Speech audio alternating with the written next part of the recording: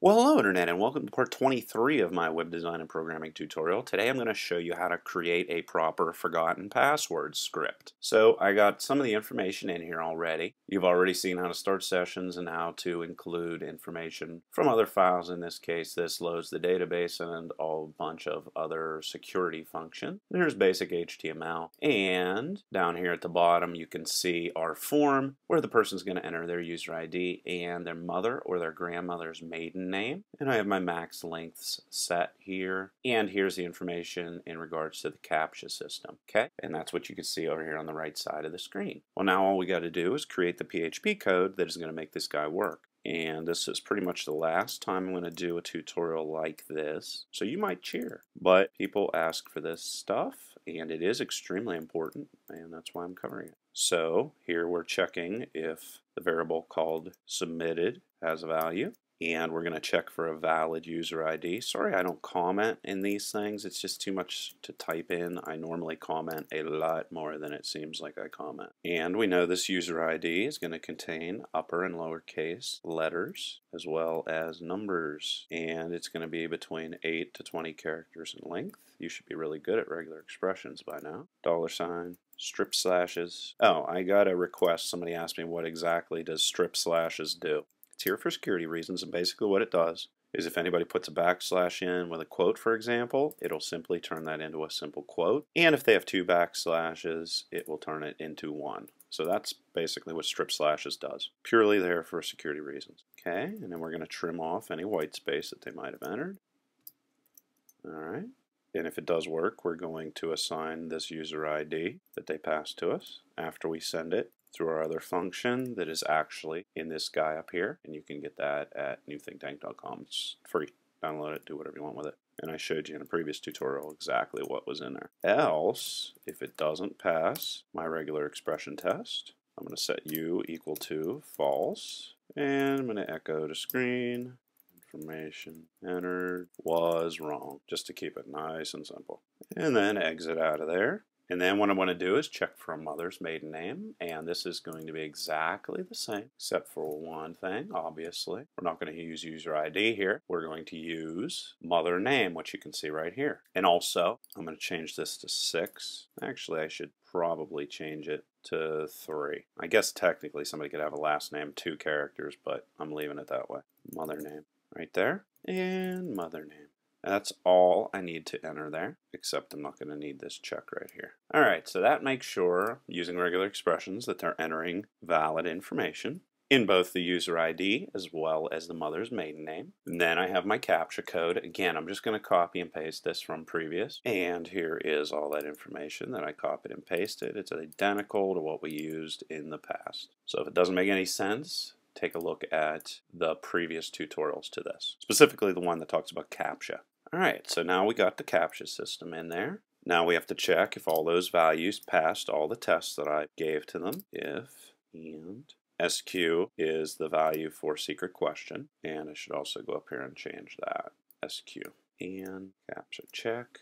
And now I'm just going to create a query, select secret question, and always define the secret question and make sure it's a good one. Don't allow them to create their own secret question. I found in most cases what people do is type in their last name or their user ID or something like that. Make sure you give them something that they can remember that is also difficult for other people to know. Always make sure you put those single quotes around the value there whenever you're issuing this to a query. Trigger error. And then we want to check that only one row was affected. And then we're going to get the values that were returned from the query and assign them to an array called row, right like that.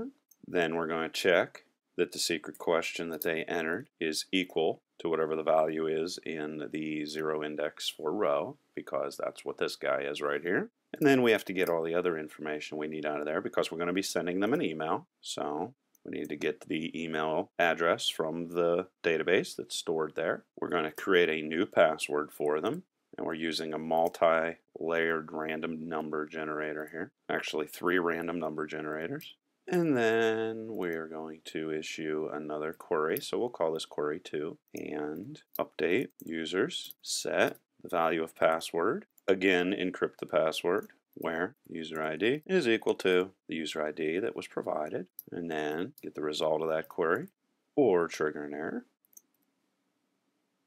And then we just have to come in here and make sure that the affected rows is equal to 1, like we did before. And if it is, we're going to create the body message for our email that we're going to send to them. And remember to put the single quotes inside of this. And then if I want to mail this to the guy, of course I have to have my mail system set up, but I'm just going to mail it to the email address they gave us. And there's your subject. And then in here I'm going to put the body message. And then here I'm going to put from whatever the name of the site is. And just so we can see, I'm actually going to comment this out because I want you to be able to see it over here. But this is the way you would do it almost always. Remember, this is the tutorial, so it's going to be slightly different. And instead, what I'm going to do is print this out to the screen so that you can see exactly what we got here. And I'm going to put a break statement in here because I love break statements. And this is the message that's normally going to be displayed on a screen. Your password has been changed, but we're going to take the password off of that so that the only way they're going to be able to see the password is it's going to be emailed to them. And then we'll just leave everything else the way that we have it right there.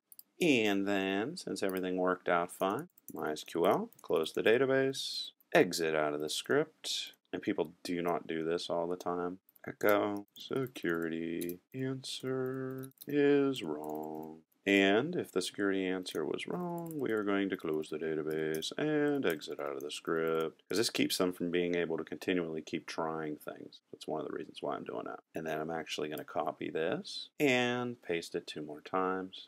And that means I need to close off the submit conditional. And I'm just going to do it just like that. And that's the end of your code. And if you can see here, if we would save this file, we got the guy over here. And the person's going to, of course, have to know their user ID. And I think I remember what I typed in from here, even though I do not know anybody named Goodwin. And then on top of that, they're going to be able to read this CAPTCHA. And it worked. Your password has been temporarily changed to, and you can see right here, this new password, which is just a jumbled up mess. Please log in. This is what would be emailed to them. And this is what would be displayed on the screen. And that is it. If you have any questions or comments, leave them below. Up next, I'm going to reintroduce and go through JavaScript and then bounce around and answer some of your PHP questions along the way. And whenever I think you are ready, then you will be prepared for cross-site scripting, which is extremely advanced security. And then we're going to go into the inner workings of WordPress, and you'll be able to do anything you could ever imagine with WordPress. Till next time.